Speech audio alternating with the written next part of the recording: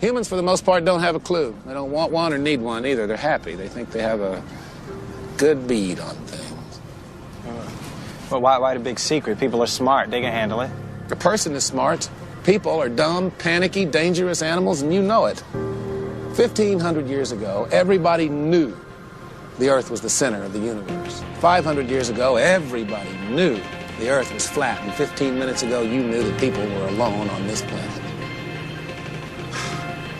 Imagine what you know tomorrow. We don't have time for a meeting of the Flat Earth Society. A group of social criminals, these people in the space program. Nassholes, I'd call them. And some of those people actually still believe the Earth is flat. So if a few of them want to believe that we didn't go to the moon, let them. It's not an issue that comes up in my presentation. The Earth being flat, that's clearly ridiculous. Though I've actually been contacted by some flat earthers saying I'm covering up the fact that it's some Atlantean conspiracy.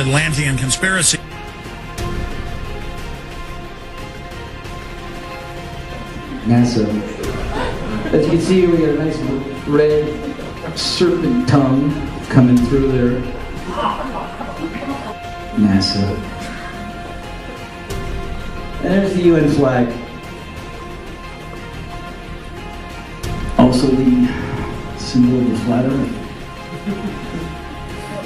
Oh, of course, if I say flat Earth, then I gotta be an idiot, right? That's what they told you, right? It's a ball. There's no Antarctica in this.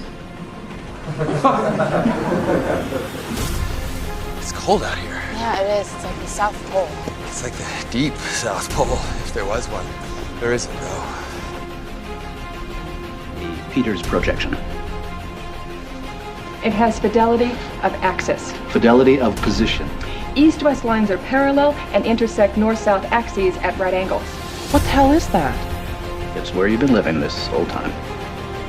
The legislature recognized that there is a debate about whether the Earth is round or flat. No. And let's encourage critical thinking by saying there should be a legitimate debate between whether the Earth is round or flat. Because after all, any idiot can walk outside and see that it's flat. This is very important, what we're fighting for. Because I'm tired, I'm really tired of the manipulation. They do not tell the truth. They're liars. Can you get to our history books?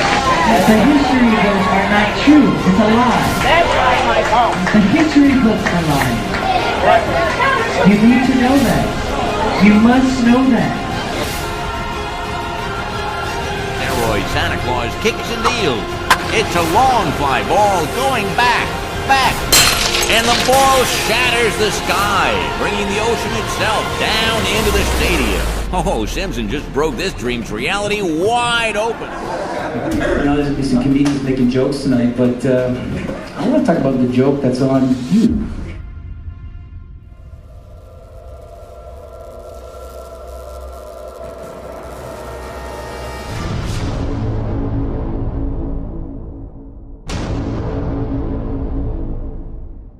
The German cartographer, Mercator, originally designed this map in 1569 as a navigational tool for European sailors.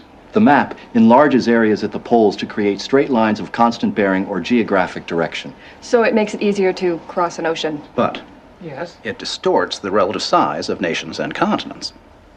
Are you saying the map is wrong? Oh dear, yes. Look at Greenland. Okay. Now look at Africa. Okay. The two land masses appear to be roughly the same size. Yes. Would it blow your mind if I told you that Africa is in reality 14 times larger? Yes. Here we have Europe, drawn considerably larger than South America. When it's 6.9 million square miles, South America is almost double the size of Europe's 3.8 million. Alaska appears 3 times as large as Mexico, when Mexico is larger by 0.1 million square miles. Germany appears in the middle of the map when it's in the northernmost quarter of the Earth. Wait. Relative size is one thing, but you're telling me that Germany isn't where we think it is? Nothing's where you think it is. Where is it? I'm glad you asked. Okay, so here's the picture of the Earth from space. There it is. Since you were a kid, you've seen this image. But you've never seen it from that point of view. You know what? We adopted this whole model like 400 or 500 years before the airplane. 400 years before the airplane, pretty much. It was like, what, beginning in the 1900s? They went to the North Pole in the 1900s. This is 1482. Nobody went to the top of the globe, to the bottom, or flew up, or built a skyscraper until... It's funny, back in the 60s when they went to the moon, this is the first time we actually had like an instrument of flight to actually go high enough to actually fucking check out if what we agreed to 500 years ago was real. So if they were wrong after 500 years, the question is, what'd they tell you? 1969. First lunar mission to the moon. You know, the first lunar mission to the moon wasn't so much about going to the moon. It was about having an event so you can go high enough to take a picture after 500 years to prove it was a ball.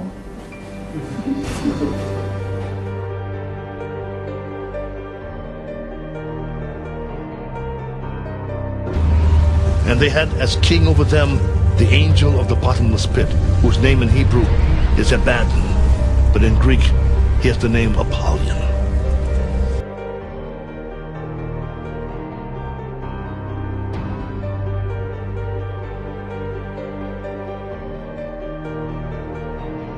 Mr. Armstrong, Bart Sibrel, ABC Digital. Wanted to give you the opportunity to swear on the Bible that you walked on the moon. The two most watched televised events in history: the moon landing and the towers falling.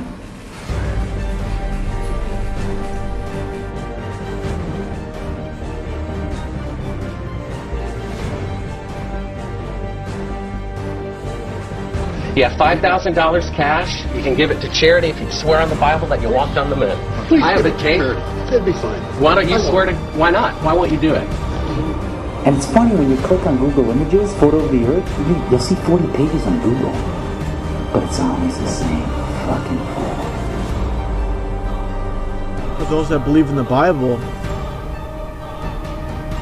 does mention the edges of the earth, the four corners of the earth, and how Satan brought Jesus Christ to the top of the mountain and showed him all kingdoms of the world.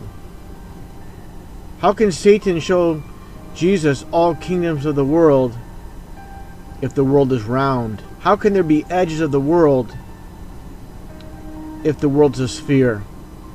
The Bible also mentions how the earth is immovable and is set on pillars. So for the believers that still believe in the ball earth, the round earth, got to reconsider. According to science and the satanic system, the earth is supposedly tilted at a 23.4 degree angle off vertical, and that leaves you at 66.6 degrees off horizontal. Now, what are the chances of that?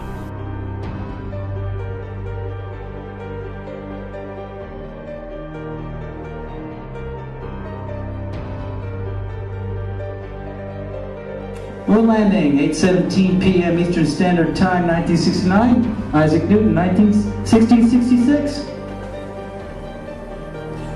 6669966. Most people saw the lunar landing and they swear on it because they heard it on the radio.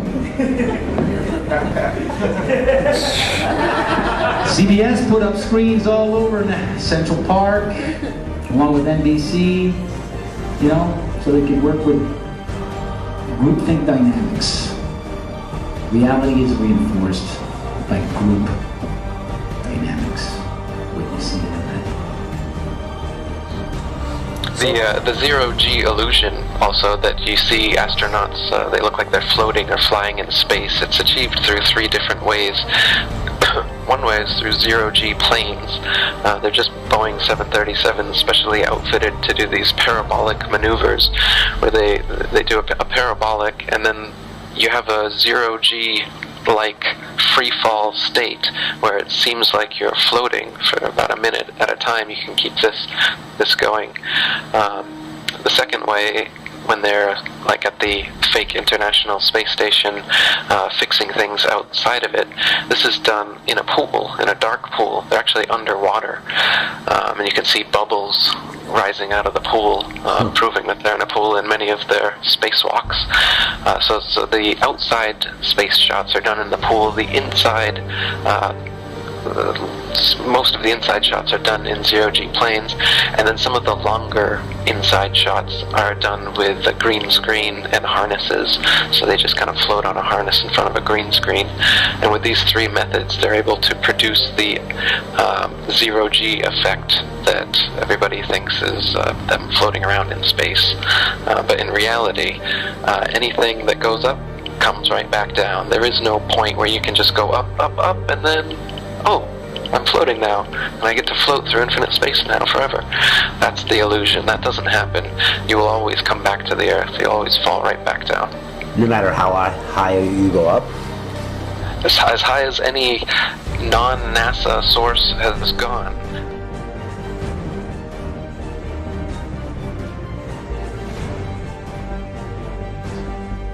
Jesus, you think he knows?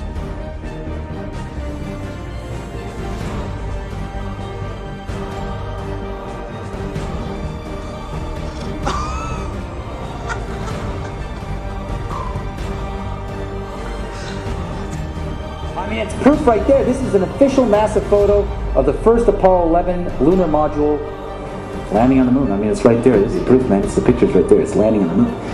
But the only problem I have with this picture is that it's taken from the moon. I don't know what the big deal was with being the first guy on the moon. It seems the camera crew was already there. Hey, all right. Do you see Photoshop? Yes. Yeah. Okay. And if those of you think this technical difficulty was planned and think I'm scamming you, go do it for yourself. I'm going to zoom in on the Earth in Photoshop. You see the Earth? Yep. Okay, I'm going to go to Image, Adjust, Levels, and I'm going to bring the levels over here. And I'm going to bring the levels up. Uh-oh. What is that? Oh, wow. Yeah, wow.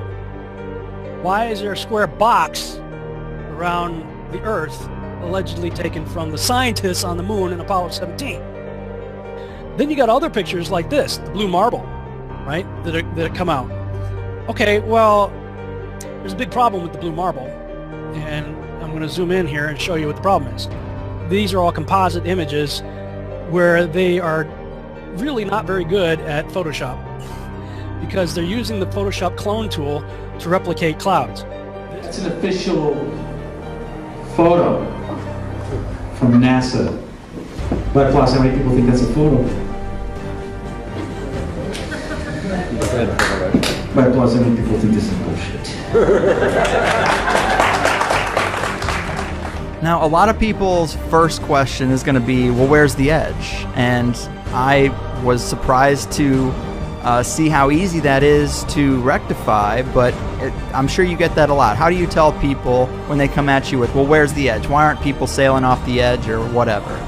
So, in the flat Earth model, the North Pole is in the middle, and the Earth is a disk shape, and the Antarctica is all the way around, holding the oceans in. And so it's a fact, if you're at the North Pole and you go south, no matter which actually, it doesn't matter where you are. If you go south, eventually, you're going to end up in Antarctica. But on the ball model, it's just a little ice continent underneath the ball. Yet in this model, it's all the way around you, holding the oceans in. As for whether there's an edge beyond the Antarctic ice plateau, this wall that holds everything in is about 100 to 200 feet tall, and once you climb up on the ice wall, it's a plateau of snow that just goes on and on and on. And the public and myself are ignorant at the moment as to whether there is an edge at some point, whether there'd be a barrier, a dome, that many ancient cultures have said there is, or whether it's an infinite flat plane and it's just snow, ice, wind, and darkness forever. Stop what you're doing and listen. This is not a drill.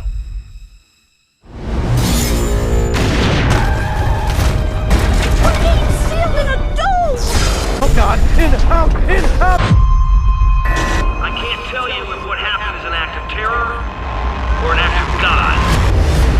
Where the hell did it come from? No idea. You have people trapped in here!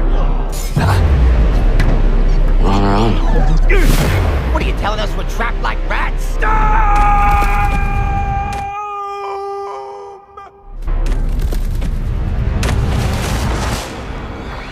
To prevent your poisons from spreading, your government has sealed you all within this dome.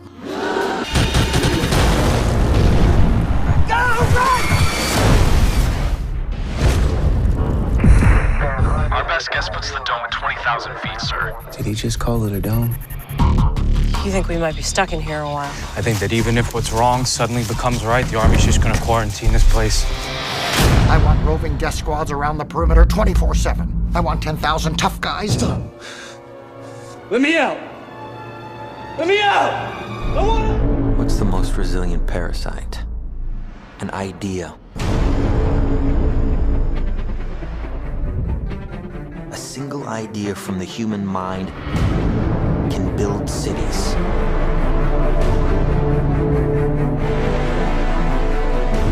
An idea can transform the world and rewrite all the rules.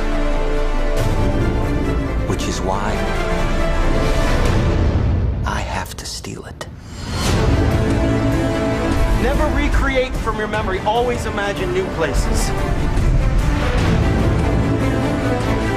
He's hiding something, and we need to find out what that is. We gotta break out of here. Give him the kick!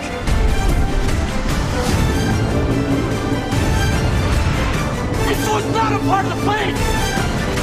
Wake me up! Wake me up!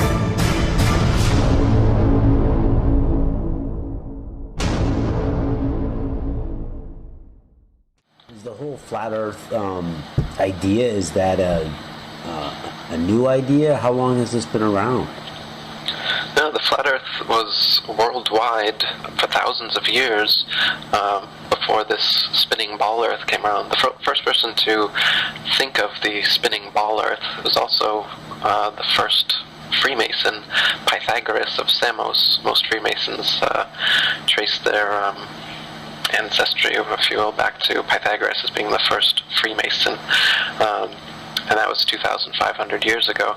But his idea didn't catch on at all until about 500 years ago, when Copernicus, another Freemason and Jesuit, wrote his book promoting this spinning ball Earth and concept. And then Kepler and Newton and Galileo, they took it from there, and now NASA and RASA and all the other space agencies, they're experts like Carl Sagan and Neil deGrasse Tyson. They're continuing this heliocentric spinning ball Earth gravity myth that's been going on for 500 years, and they keep adding on to it now. Now you've got a Big Bang and evolution and aliens, and come out and say they've found life on other planets soon. They've already given us fake pictures from Mars claiming that there's a pyramid and Sphinx on Mars, trying to cement this alien progenitor propaganda into us. So are you saying there are no aliens? Not in the sense of extraterrestrials, since there are no extraterrestrial places. Earth is the only material plane. It's a plane, not a planet. And the planets are just stars. That what we call planets today were known for thousands of years as the wandering stars. They differ from the fixed stars in their relative motions only. All the fixed stars in the constellations, they're fixed together in their patterns as they revolve around the heavens. But the planets, as they're called now, used to be known as wandering stars because they seem to wander their own unique paths. They just spiral around the sun, and they have kind of a spirograph orbit. you can see in one of my videos called the Ancient Flat Earth Beliefs, a model of it to give you an idea. But with the naked eye or with a telescope, you can see for yourself that these so-called planets are just stars. They're just lights in the night sky. They claim that the planets are physical terra firma that you can land on and potentially live on. And they also claim that the stars are distant suns in galaxies trillions of light years away. Now, these light years are things that they've come up with to try and convince you that those lights in the sky aren't as close as they actually are. They want you to think that the nearest star is actually 25 trillion miles away, and the reason they have to say this is because you can prove for yourself in your backyard with a telescope that the Earth is motionless. If we're really spinning around the sun 200 million miles every 6 months, we would be on the other side of the sun, right? So you can, by looking at the parallax change in the stars, see whether that's true. And there's not an inch in parallax change in any of the stars after 6 months of supposed orbital motion around the sun. So if that's the case, it's proof that we haven't moved. See how the moon travels at the same speed and direction as the stars? They all move together as one, and that's not possible if you believe the official narrative that the moon is a lot closer to the Earth than the stars. They'd all be moving at different speeds. This is the camera, is the Earth, and there's no way that those stars would move at the same speed and trajectory as the moon. Why all this deception? So what we've got now is a godless Big Bang, a nothing for no reason in no time exploded and created everything. And then a bit of the everything turned into self-replicating bits, and life spontaneously created, and order and intelligence and consciousness all came into existence. So we've got this cosmology that comes from nothing. It's atheistic, it's nihilistic. It makes it as though humanity and Earth and everything here is just a cosmic accident. It's purposeless, it's meaningless. That's why this kind of atheistic materialism is rampant nowadays, because this kind of metaphysics is what we're being taught. So if we're just in the corner of some galaxy and the fingertip under the dust of the fingertip of the universe, then we don't mean anything. So what it does is it spiritually crushes humanity, so that we just think that me is all that's important, because this life is meaningless, God doesn't exist, we're just a bunch of primordial soup that turned into monkeys, and then monkeys turned into humans. They got us believing just a bunch of nonsense. The overall reason, if you're a psychopath like the people who do control this world all are, then what you want, your ultimate goal is world domination. The best way to achieve world domination is through propaganda and mind control. So the way to mind control someone, if you've got them in a cage since birth, you tell them that the cage is the only thing there is, and everywhere else you can't go. You can't go to the North Pole, and you can't go to the Antarctic without government approval and licensing. They have little tours where you can go and take little photo ops, but you can't go yourself and explore what's actually at the North Pole. Maybe I'm being set up for something. Christoph, why do you think that Truman has never come close to discovering the true nature of his world until now? We accept the reality of the world with which we're presented. It's as simple as that. Get away. See some of the world. Explore. I like to be an explorer, like the great Magellan. Oh, you're too late. There's really nothing left to explore. You want to be an explorer. This'll pass. We all think like this now and then.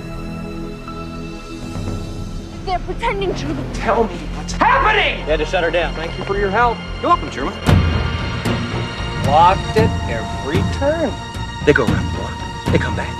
They go around again. Meryl, you're part of this, aren't you? You are scaring me! You're scaring me, Meryl. If his was more than just a vague ambition, he was absolutely determined to discover the truth. There's no way we could prevent him.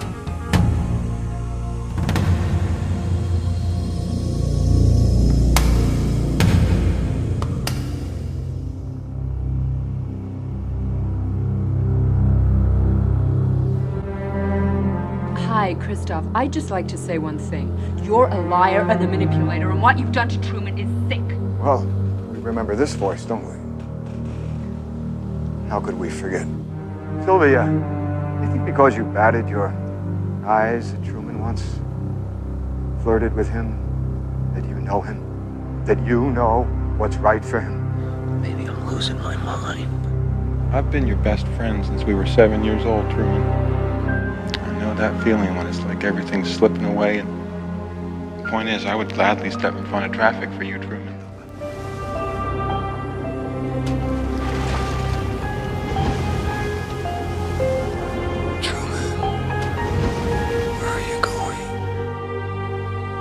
You really think you're in a position to judge him? What right do you have to take a baby and turn his life into some kind of mockery? Don't you ever feel guilty? Is that the best you can do? You're gonna have to kill me! I have given Truman the chance to lead a normal life. The world, the place you live in, is the sick place.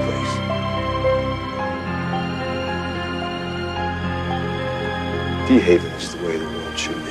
He's not a performer, he's a prisoner. Look at him, look at what you've done to him.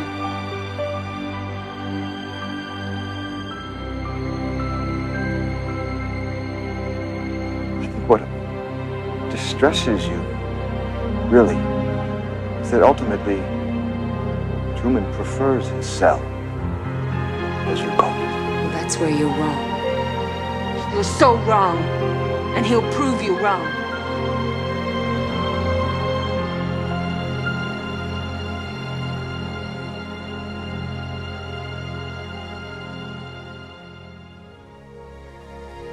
No, I am with you always, even unto the end of the world.